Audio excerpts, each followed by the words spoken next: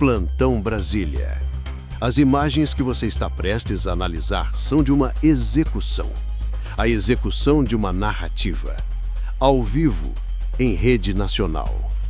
A CNN preparou a armadilha perfeita para o deputado Nicolas Ferreira. Mas o tiro saiu pela culatra de forma espetacular. Nós vamos dissecar cada segundo desta batalha. Vamos te mostrar a psicologia por trás da armadilha e a genialidade do contra-ataque. E eu te faço uma promessa. No final deste vídeo, você vai assistir a cena completa, na íntegra, sem cortes, para tirar suas próprias conclusões. Mas antes de começarmos a análise, se você apoia a mídia independente e quer ter acesso a conteúdos que o sistema esconde, se inscreva no canal e deixe seu like, porque hoje a verdade virá completa. Para entender o que aconteceu naquele estúdio, precisamos entender o campo de batalha daquela semana. A direita estava sob ataque cerrado. O STF, em uma ofensiva coordenada, avançava com seus inquéritos e a grande mídia, como um batalhão de infantaria, abria caminho, normalizando os absurdos e pintando qualquer voz conservadora como uma ameaça.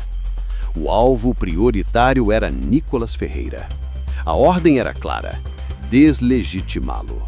Foi com esta missão que a CNN o convidou. O estúdio estava frio, a equipe tensa.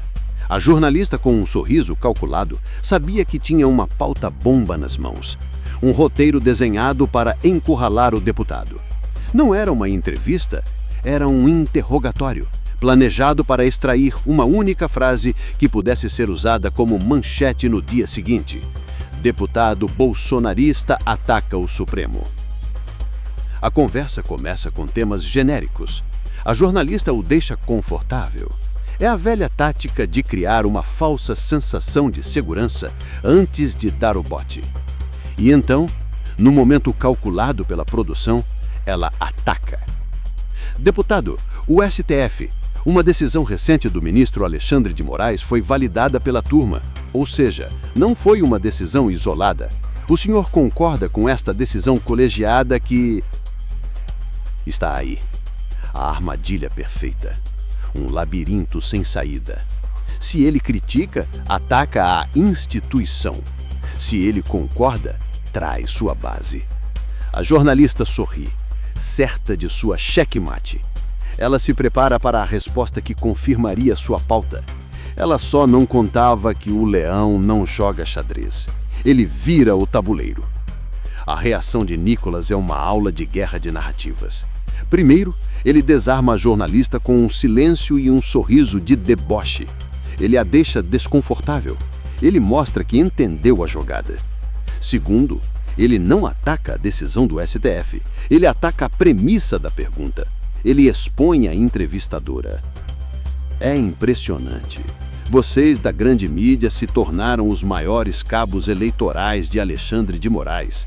Eu não vou responder a sua pergunta porque ela não é jornalismo, é militância disfarçada. O impacto no estúdio é imediato. A jornalista gagueja, tenta se defender, mas já perdeu o controle da entrevista. E então, Nicolas desfere o golpe final. Ele não fala mais com ela. Ele olha para a câmera e fala com o Brasil. A imprensa brasileira virou um partido político. Vocês são uma vergonha. Vocês não querem informar, vocês querem lacrar. E o povo acordou. A partir dali, a entrevista acabou. A caça se voltou contra o caçador. Nicolas não apenas se defendeu, ele expôs a parcialidade de seus acusadores para milhões de pessoas. Ele transformou uma emboscada num palanque. Nós te mostramos os bastidores, a estratégia, a psicologia do combate. Agora, como prometido, prepare-se para assistir à cena completa, sem narração, sem cortes, sem filtros. Veja com seus próprios olhos o momento em que a arrogância da grande mídia foi destruída ao vivo. O vídeo, na íntegra, agora. A decisão do ministro Alexandre de Moraes foi referendada pela primeira turma, então não foi apenas ele que tomou a decisão. Ou seja, você concorda comigo, então, Uribe, que... Eu não concordo, eu sou jornalista, estou fazendo uma pergunta. Apenas uma questão, deputado. Não, doutor Uribe, mas... O protesto de vocês foi extremamente maior do que se esperava. O protesto dos senhores foi maior do que se esperava, realmente. Se viu que há uma mobilização popular, principalmente em defesa de Jair Bolsonaro e contra o presidente Lula. Isso é inegável. Teve o triplo da última manifestação da anistia. Só que a gente vê a direita só defendendo a anistia. Agora a direita ameaça, por exemplo, obstruir as sessões do Congresso Nacional. Não é um tema muito focado nos parlamentares, que não interessa a boa parte da população que passa fome, que tem outros problemas e quer ver projetos sendo aprovados? O IOF é um exemplo. O trabalho de vocês fez com que a maior parte da população que era contra o IOF ficasse feliz com a mobilização que vocês fizeram. Não é falar para a parede, falar sozinho, ficar só no tema da anistia e não propor uma pauta ampla que interesse o país, seja a população de direita ou a população de esquerda? Primeiro você diz que é jornalista e fala que não acha nada e faz uma pergunta sobre seus achismos. É estranho. Mas respondendo então a sua pergunta, eu estou entrevistando. A grande questão, então deixa eu responder, com base na sua pergunta feita de achismos, né? O que eu estou querendo dizer, Uribe, é o seguinte: primeiro, a respeito sobre a anistia, é o que exatamente estou querendo dizer. Houve uma anistia ampla, geral e restrita, eu não disse somente para a esquerda, houve uma anistia ampla, geral e restrita, e é isso exatamente que eu estou pedindo para todos, e neste caso agora em específico foi para as pessoas, obviamente, que cometeram aqui alguns crimes e delitos, mas não de proporção de 17 anos. Agora, quem não está preocupado com o foco dos grandes problemas reais do país é o ministro Alexandre de Moraes.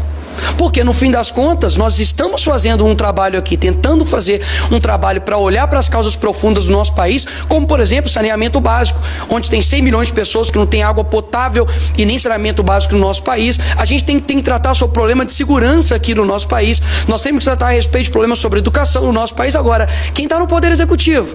Quem que está no Poder Judiciário somente gastando o seu tempo em perseguir opositores? Qual é a medida que o nosso Judiciário tem tomado contra o crime organizado? Qual que é a medida que o nosso judiciário tem tomado contra tudo aquilo que você me perguntou e está dizendo sobre as causas profundas do nosso país? Agora, o que exatamente nós estamos querendo dizer é isso. Vamos dar um primeiro passo de pacificação no país. Agora, vamos lá. Um pai que é condenado a 17 anos, como o caso do Rubens, que foi condenado a 17 anos porque furtou uma bola assinada pelo Neymar aqui no Congresso, está distante da sua esposa, Norda, com um filho recém-nascido e com outro filho de 6 anos de idade. Isso não é uma causa profunda? É uma pergunta que eu faço. Você sanar injustiças feitas por um judiciário que colocou pessoas na cadeia por conta de um post em 2018 não é olhar para as causas profundas? A grande questão é que o brasileiro olha para todas essas questões genéricas e se apega a isso. Agora, as causas que realmente impactam o coração das pessoas, que é injustiça, que é de fato lutar pela verdade aqui nesse país, isso é deixado de lado. É o filho do outro, né? É o tio do outro, é a sobrinha do outro, é a avó do outro, né? Porque afinal de contas, uma pessoa de 71 anos foi colocada novamente na cadeia, retirada da prisão domiciliar, porque cometeu o grande crime da quebra de cautelar de ir para a fisioterapia. Isso é o ministro Alexandre de Moraes está fazendo. Então, assim, vamos parar de olhar. O foco está aqui em nós. O foco não está no ministro Alexandre de Moraes. Quem está sendo sancionado por uma lei que só está criminosa? Não sou eu. Nem é nenhum dos deputados aqui. Querem ajudar a pacificar o país? Comecem a dando o exemplo. Começando pelo ministro Alexandre de Moraes. Deputado, a gente precisa gerar um pouco a nossa entrevista. A gente tem a Clarice Oliveira, nossa analista em São Paulo, para fazer a próxima pergunta.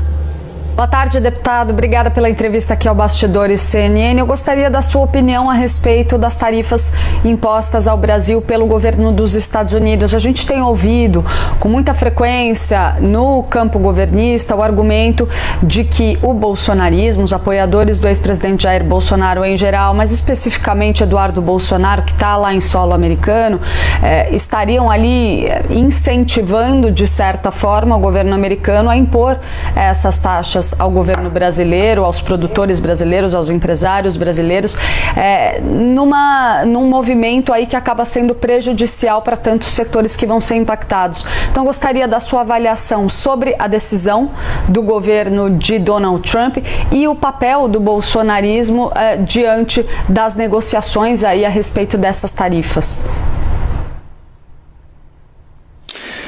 A posição da esquerda é sempre de colocar a culpa no outro, né? A culpa nunca é deles. Ano que vem vai se fazer 18 anos no poder, no executivo, mas a culpa de tudo, obviamente, se volta para a mesma pessoa, o Bolsonaro. E agora, na figura de Eduardo Bolsonaro. Vamos lá. A influência que o Eduardo Bolsonaro está fazendo no governo americano é um ataque à soberania? Tá, então quer dizer de que quando o Lula manda um avião até o Peru para poder resgatar a ex-primeira-dama condenada por corrupção, é ataque à soberania? Quando o Lula interfere numa decisão sobre a Cristina Kirchner de corrupção, isso também é ataque à soberania? Quando em 2016 foram até os tribunais penais internacionais para poder retirar ali o impeachment da Dilma, também é ataque à soberania? Quando a deputada Gleisi Hoffmann foi até a TV Al Jazeera do mundo árabe para poder falar, para poder soltar o Lula, também era um ataque à soberania? Então, o que eles estão dizendo é que todos eles, então, são criminosos? Eu acredito que não. Por quê? Porque é uma indignação completamente seletiva. O Eduardo Bolsonaro, ele não está lá manipulando a cabeça do governo americano. Ele, como até mesmo cidadão americano, ele pode apresentar as denúncias que todo mundo está vendo. Fique em paz, o mundo inteiro está vendo, e eu acho que o governo americano tem celular, ele tem acesso, né, à mídia, ele não precisa aí literalmente de nenhum tipo de manipulação para poder tomar suas decisões. E um ponto aqui importante é que a carta do Trump foi muito certeira. No primeiro parágrafo ele fala como está sendo tratado Jair Bolsonaro, que está sendo uma caça às bruxas. No segundo parágrafo ele fala a respeito das eleições livres e da falta de liberdade de expressão que está sendo guiada pelo Supremo Tribunal Federal. Ou seja, o nosso presidente, que agora está no poder, basta de fato ele atentar para o que foi colocado na carta pelo Trump, não por mim, não pelo Bolsonaro, não escrita pelo Eduardo Bolsonaro, mas pelo Trump, para poder tomar as decisões corretas. Agora, não vai ser com provocações do Lula aos Estados Unidos, ou falta de diálogo, falta de diplomacia, dizendo, por exemplo, antes das eleições que o Trump era um nazista de moeda trocada, que nós vamos resolver este problema. Então, mais uma vez, a população está vendo que agora, literalmente, Jair Bolsonaro está preso dentro de casa, Eduardo Bolsonaro está em outro país, e a culpa é deles agora? Assim, é uma falta realmente de capacidade de assumir tanto as suas ações quanto as suas omissões. Quer resolver o problema? Faça as duas coisas aqui no Brasil. Trate Jair Bolsonaro da maneira como deveria tratar, tendo eleições limpas e sem querer ganhar no tapetão, e também, obviamente, parando com essa sana persecutória através do ministro Alexandre de Moraes contra toda a direita. Você viu? Não há o que discutir. A imagem fala por si só.